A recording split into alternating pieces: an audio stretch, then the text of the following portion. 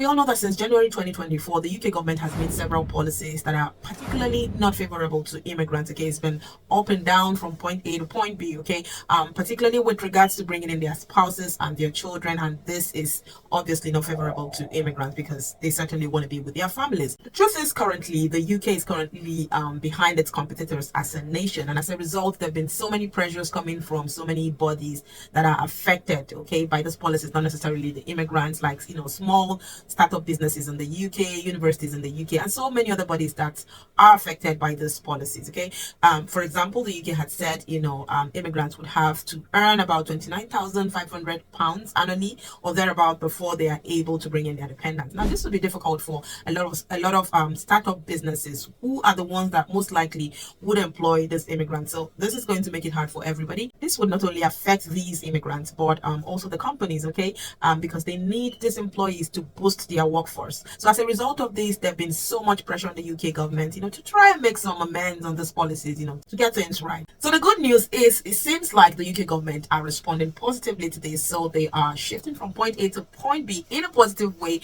that will make it even lighter for immigrants to reunite with their family. I'm going to be walking you through that list today. Let's see how excited we can get today. If you see me for the first time, thank you so much. My name is Njay. Thank you so much for watching the video. And to all my returning viewers, thank you for all your likes, all your comments, your shares, every single thing you do to keep me going on this channel. I don't take them for granted. Thank you so much. In this channel, I talk about everything positive around travel, job opportunities, scholarship opportunities, visa tips, everything in between that helps your relocation journey to be as seamless as possible. Now, I particularly believe that everybody deserves the opportunity to relocate abroad and live the life of their dream. And I believe you can achieve that without necessarily throwing money on agents or lawyers where you don't have to, and channeling the money to where they're really needed. So if these are your interests, this is the channel where you want to stick with back to back, as I promise to make your relocation journey as seamless as possible.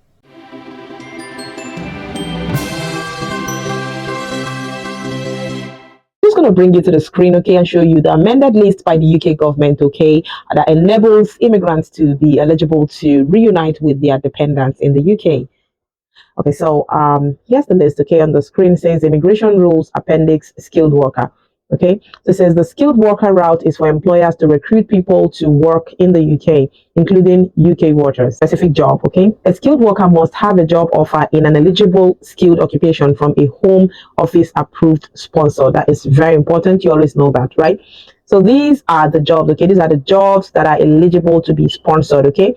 And then we'll see who can sponsor. So health service and public health managers and directors, healthcare practice managers, residential, day and domiciliary care managers and proprietors, biochemists and biomedical scientists, physical scientists, laboratory technicians, dispensing opticians, pharmaceutical technicians, care workers and home carers, senior care workers.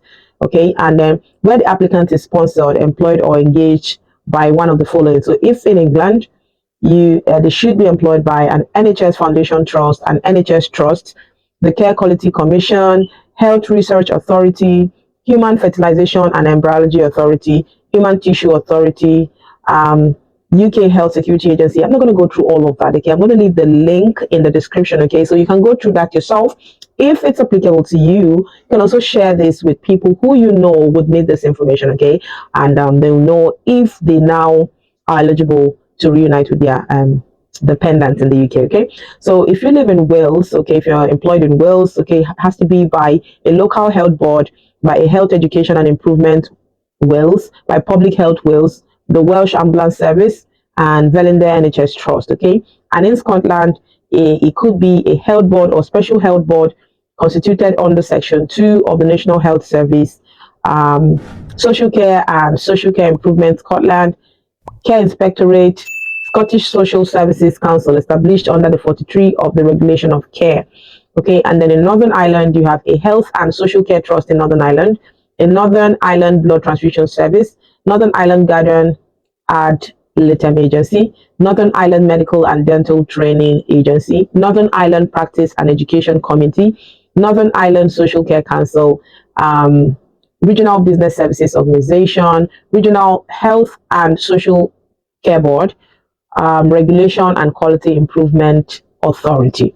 All right. Like I said earlier on, there's a lot of pressure on the UK government from small businesses in the UK and the UK universities, most especially. Now, this has particularly affected them, especially with all the deliberation around study, post study visa, and all of that.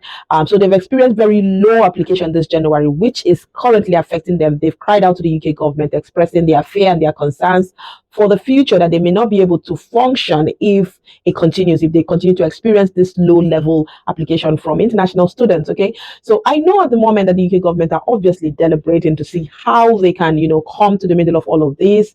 We don't know where they're going to come yet. Okay, are they going to bring back and keep the 2 year postgraduate? Are they going to stay keep the 2 year postgraduate diploma, postgraduate work permit? Sorry, we don't know yet. Okay, is it going to be scrapped off completely? We don't know yet. So at the end of the day, we don't know what's going to happen. Okay, we don't know whether the postgraduate work permit, is going to be scrapped off completely, or if the UK government is going to keep it. We do not know. Okay, but we know that at the moment they are deliberating on which way to go. How can we come in the middle? Okay, how can we be in the middle of all of this? Okay, and so I don't know. Just like I said, we don't know what it's going to be, but I think anybody who is looking to apply to UK universities, I think, should hang in a little bit more there. Okay, in the next few weeks, perhaps they would come up with a policy, and I think it may not necessarily be 100% what we want, but I think it's not going to be as bad as we expect it to be either. Yes, all of this, I think the government will be looking into them in the next few weeks, and very hopeful, fingers crossed. Okay, I believe that the government will come up with something that is fair enough. Kindly give the video a like and share the video with someone. And if you're yet to subscribe to the channel, I recommend you do. The goal in this channel is to help you achieve your relocation goals as seamlessly as possible. And put on your post notification bell so each time I upload videos, YouTube gets you notified and you're one of the first persons to see the very valuable information that I put out here. And having said all of that, I'll see you in my next video. Stay safe and out of trouble. Bye.